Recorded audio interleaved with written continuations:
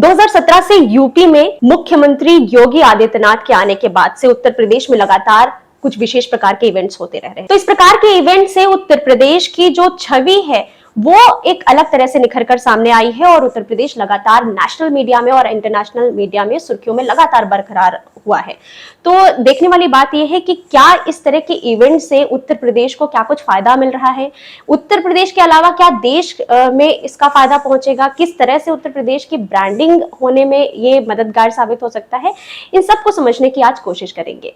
नमस्कार, मैं हूं आरती हिंद यादव। यूपी की ब्रांडिंग इंटरनेशनल लेवल पर होने से क्या कुछ फायदा उत्तर प्रदेश को किस प्रकार से मिलेगा, तमाम इवेंट्स के जरिए समझने की कोशिश करते हैं। शुरुआत करते हैं अभी हालिया हुए एक इवेंट के साथ। 21 से 25 सितंबर 2023 के बीच में ग्रेटर नोएडा में एक इवेंट ऑर्गेनाइज किया गया, यूपी इंटरनेशनल ट्रेड शो। ये एक ऐसा ट्रेड शो था जिसमें 200 से ज्यादा स्टॉल्स लगे थे,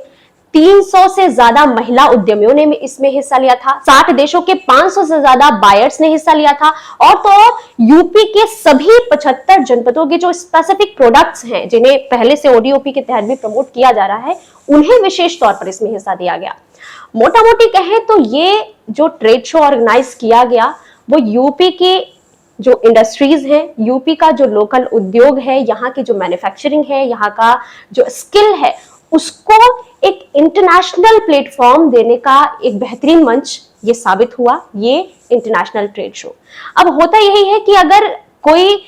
विशेष एरिया है, जैसे हम बात करते हैं आगरा के स्पेशल प्रोडक्ट की, बनारस के स्पेशल प्रोडक्ट की, वहां की साड़ियों की अगर हम बात करते हैं, या कहीं भी ऐसे क्षेत्र वाइज हम देखें तो उन्हें एक सीमित दायरे में अभी जगह मिली हुई है, लेकिन अगर उनकी रीच इंटरनेशनल मार्केट तक पहुंचती है तो जाहिर है कि उनके जरिए वहां के लोकल जो लोग काम कर रहे हैं उसके साथ साथ पूरे यूपी को ही इसका फायदा मिलेगा, एक तगड़ा इकोनॉमिक बूस्ट आएगा। अब चूंकि यूपी ने 2027 तक $1 ट्रिलियन इकोनॉमी बनने का लक्ष्य बनाया हुआ है, तो $1 ट्रिलियन इकोनॉमी तक पहुंचने के लिए कई एस्पेक्ट्स में काम करने होंगे, जिसमें से इंडस्ट्रियल डेवलपमेंट के साथ साथ लोकल उद्यम को बढ़ावा देना बहुत इंपॉर्टेंट है और इसके लिए इस तरह के जो इवेंट है वो बहुत ही मददगार साबित हो रहे हैं। और जाहिर सी बात है कि जब किसी स्टेट की इकोनॉमी बूस्ट होती है तो वहां के लोगों का जो इनकम है वो जाहिर तौर पर बढ़ेगा और क्योंकि वहीं के लोग ही ऐसे जगहों पर काम करेंगे, वहीं की मैन्युफैक्चरिंग को ही बढ़ावा मिलेगा, वहीं के स्किल्स को बढ़ावा मिलेगा, तो इस तरह के इवेंट एक अच्छी ब्रांडिंग करके इंटरनेशनल मार्केट में रीच पहुंचाकर वहां की इकोनॉमी को बूस्ट करेंगे। एक और बड़ा इवेंट अभी हाल ही में हुआ था G20, जिसकी अध्यक्षता वैसे तो भारत को मिली थी, लेकिन उत्तर प्रदेश में भी एक अच्छी भागीदारी दिखाने का मौका उत्तर प्रदेश को मिला। उत्तर प्रदेश के लखनऊ, आगरा, वाराणसी और ग्रेटर नोएडा में इसके समारोह आयोजित किए गए। तो ये जो इवेंट था, इसके जरिए उत्तर प्रदेश सहित पूरे भारत का एक नया स्वरूप पूरी दुनिया को दिखाई दिया और ये लोगों को समझ आया कि वाकई भारत विश्व गुरु बनने की ओर अग्रसर हो चुका है और वो तैयार है पूरे दुनिया का नेतृत्व करने के लिए। तो अपने आप में ये एक बड़ा मंच था जिससे यूपी के जो स्पेसिफिक चीजें हैं उनको ग्लोबल रीच पहुंचाने का काम इस G20 सम्मेलन के जरिए, इस G20 इवेंट के जरिए किया गया। इसी साल फरवरी में एक और बहुत बड़ा इवेंट ऑर्गेनाइज किया गया जो यूपी के लिए एक तरह से कह सकते हैं कि गेम चेंजर साबित हुआ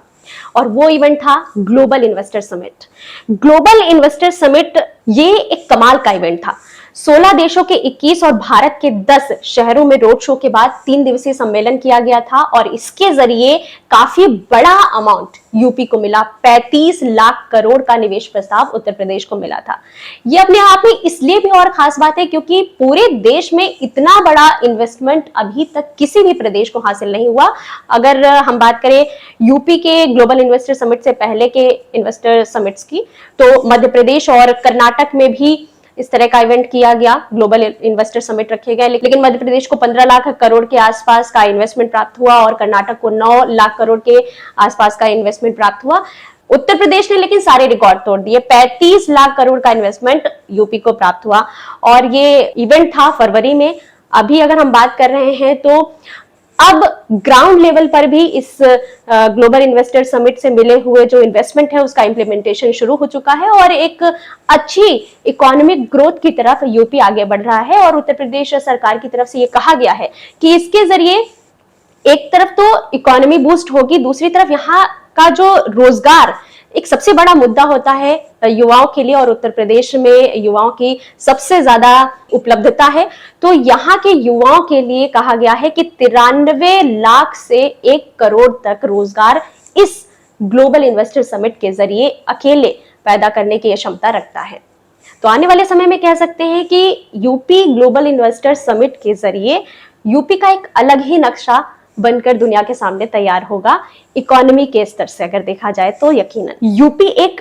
कल्चरली रिच स्टेट है और यहाँ के सीएम ने सोचा कि क्यों ना यहाँ के कल्चर को, यहाँ की परंपराओं को, यहाँ की संस्कृति को कुछ इस तरह से लोगों के सामने प्रेजेंट किया जाए कि वो हमारे लिए एक तरफ हमारी संस्कृति, हमारे अध्यात्म, हमारी परंपराओं को ग्लोबल रीच दे सके, दूसरा इसी के साथ यहाँ की इकोनॉमी में भी ये बड़ा बूस्ट साबित हो सके। तो उत्तर प्रदेश के भीतर कल्चर का एक अलग ही, त्योहारों का एक अलग ही रूप देखने को मिलता है, जिसे और बड़े लेवल पर मुख्यमंत्री योगी आदित्यनाथ ने करने की कोशिश की। इसको 2 इवेंट से समझते हैं जो अभी हर साल ही उनके मुख्यमंत्री बनने के बाद से शुरू हो चुके हैं, देव दीपावली और दीपोत्सव। दिवाली वैसे तो पुरातन काल से ही मनाई जा रही है, लेकिन अब उत्तर प्रदेश में जिस स्तर से दिवाली मनाई जाती है वो हर साल एक नया रिकॉर्ड बनाती है और उसके जरिए अब अंतरराष्ट्रीय लेवल पर इसकी पहचान इस तरह से बन चुकी है कि दुनिया भर के लोग दीपोत्सव के लिए अयोध्या पहुंचते हैं, देव दीपावली के लिए बनारस पहुंचते हैं। और इस तरह से जो ऐसे क्षेत्र हैं, ये जो लोकल एरिया है उत्तर प्रदेश के, इसकी इकोनॉमी को बहुत अच्छा बूस्ट मिलता है क्योंकि टूरिज्म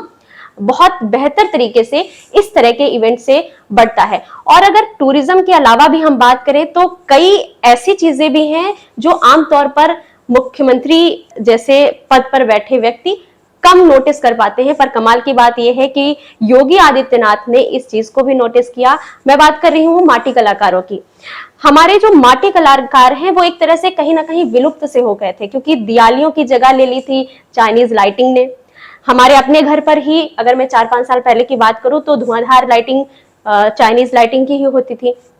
लेकिन अब मैं देख पा रही हूं कि हमारे आसपास के तमाम लोग वापस दियों की तरफ लौट रहे हैं। तो इस तरह से जो माटी कलाकार हैं उनकी कला भी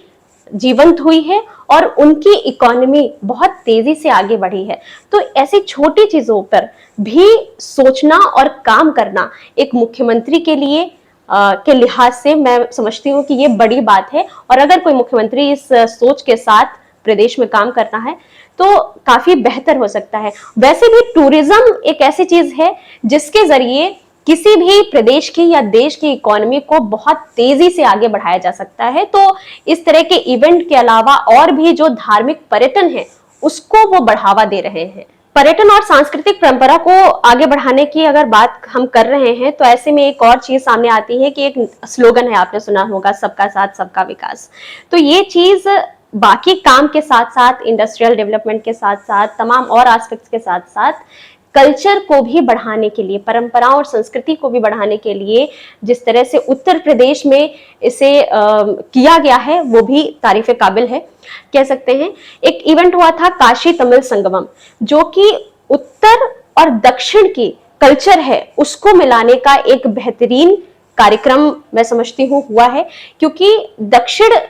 भारत के जो परंपरा है और उत्तर भारत की जो परंपरा है, काशी तमिल संगमम के जरिए इन दोनों का जो मिलन हुआ है वो दुनिया में एक अलग छाप छोड़कर आया है। क्योंकि इससे पहले अगर हम देखें तो ज्यादातर अंतरराष्ट्रीय मंचों पर यह कहा जाता था कि उत्तर और दक्षिण में काफी भेदभाव है, आपस में चीजें बैठती नहीं है, सामंजस्य नहीं है। इस काशी तमिल संगमम के जरिए न सिर्फ दोनों संस्कृतियों का मिलाप हुआ है बल्कि ग्लोबल स्तर पर ये एक पहचान छोड़ी गई है कि पूरा भारत एक है, कहीं कुछ भी अलग नहीं है। दोनों ही स्टेट की जो परंपराएं हैं, जो संस्कृति है, उसका एक बेहतरीन समावेश यहाँ पर देखने को मिला, जिसको लेकर केंद्रीय मंत्री धर्मेंद्र प्रधान ने भी कहा था कि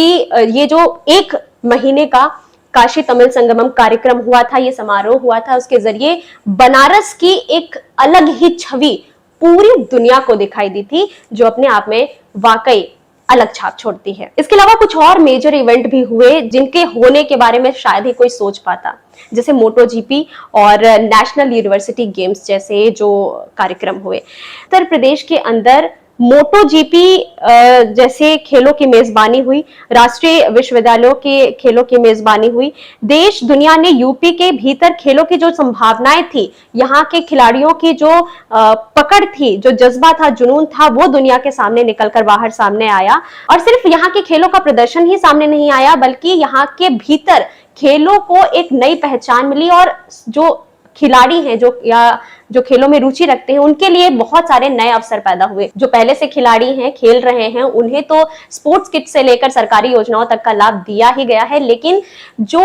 नए खिलाड़ी भविष्य में आने वाले हैं, जो अभी खेलों में रुचि रखते हैं और जो सोच रहे हैं कि हमें एक प्लेटफॉर्म मिलेगा, उनके लिए राष्ट्रीय विश्वविद्यालय खेलों की जो मेजबानी करने का अवसर उत्तर प्रदेश को मिला था, वो बहुत ही बेहतरीन साबित हुआ। इस आयोजन के बाद अगर हम देख पा रहे हैं तो जिस तरह से सभी स्कूलों में खेलों के लिए एक समय निर्धारण का कंपल्शन रख दिया गया, ये एक अच्छी बात रही, क्योंकि इससे धारणा बदलना शुरू होती है। चाहे फिर वो स्कूल की बात करें, टीचर्स भी उसको प्रमोट कर रहे हैं और खासकर अभिभावकों के भीतर धीरे धीरे अब ये चीज बढ़ रही है कि हाँ, खेलों के भीतर जाकर भी देश में बच्चा अपना एक नया नाम कर सकता है, अपना करियर बना सकता है और एक अच्छा प्लेटफॉर्म उनको मिलना शुरू हो गया है इस इवेंट के बाद। इसके अलावा उत्तर प्रदेश ने हर जनपद में एक मिनी स्टेडियम बनाने की जो कार्रवाई है उसको और आगे बढ़ाया है। 58,000 ग्राम पंचायतों में खेल मैदान के निर्माण को नई गति मिली है। हर वार्ड हो, ग्राम पंचायत हो, खेल के मैदान के साथ साथ ग्राम पंचायत की जो निधि का उपयोग है उसे ओपन जिम के तौर पर किया जा रहा है। और तो और उत्तर प्रदेश की पहली स्पोर्ट्स यूनिवर्सिटी मेरठ में बननी शुरू हो गई है, जो जल्द ही तैयार हो जाएगी और ये यूपी के खिलाड़ियों के लिए वाकई वरदान साबित होने वाली चीज है। तो ये कह सकते हैं कि जिस तरह से स्पोर्ट्स को लेकर उत्तर प्रदेश में इवेंट्स हुए हैं, उससे और मुख्यमंत्री योगी आदित्यनाथ का खेलों के प्रति जो रुझान है, उनकी कोशिशों से आगे चल के भविष्य में जब कोई खिलाड़ी अंतर्राष्ट्रीय स्तर पर कोई मेडल जीतेगा और जब पोडियम पर राष्ट्रगान बजेगा उसके जीतने के बाद, तो उसमें उत्तर प्रदेश का कहीं ना कहीं एक अहम योगदान जरूर नजर आएगा। अब अगर मोटो जीपी जैसे इवेंट की बात हम करते हैं तो ऐसा पहली बार हुआ कि भारत देश में मशहूर बाइक रेसिंग चैंपियनशिप मोटो जीपी का आयोजन उत्तर प्रदेश ने अपनी सरजमी पर करने का गौरव हासिल किया। और तो और इस इवेंट में 100 करोड़ का कारोबार भी हुआ, जो अपने आप में काफी बड़ी बात है। इससे पहले पूरे भारत में मोटो जीपी का कोई आयोजन नहीं हुआ और उत्तर प्रदेश ऐसा स्टेट बना। तो इस तरह के जो इवेंट हैं उससे किसी स्टेट की स्पेसिफिक आइडेंटिटी भी बनती है, वहां की ब्रांड बिल्डिंग होती है और जाहिर सी बात है कि इन सब चीजों के होने से इकोनॉमिक बूस्ट बहुत तेजी से होता है। तो जिस तरह से यहाँ पर बार बार लगातार ये अंतरराष्ट्रीय इवेंट किए जा रहे हैं, उससे इकोनॉमी बहुत तेजी से बूस्ट होगी और यूपी का जो एक स्तर है वो दुनिया के सामने नए तरीके से पेश होगा और उत्तर प्रदेश $1 ट्रिलियन इकोनॉमी के सपने की ओर जरूर बढ़ सकेगा। आपको क्या लगता है कि और कौन से इवेंट या किस तरह की और कार्य योजनाएं हो सकती हैं जिसके जरिए यूपी को एक नए लेवल पर पहुंचाया जा सकता है? आपके पास अगर कोई सुझाव हो तो हमें कमेंट करके जरूर बताइएगा। ये जानकारी आपको कैसी लगी, इसके बारे में भी अपनी प्रतिक्रिया हमें जरूर दीजिएगा। फिर मिलेंगे आपसे ऐसी ही किसी नई जानकारी के साथ। फिलहाल के लिए दीजिए इजाजत। नमस्कार।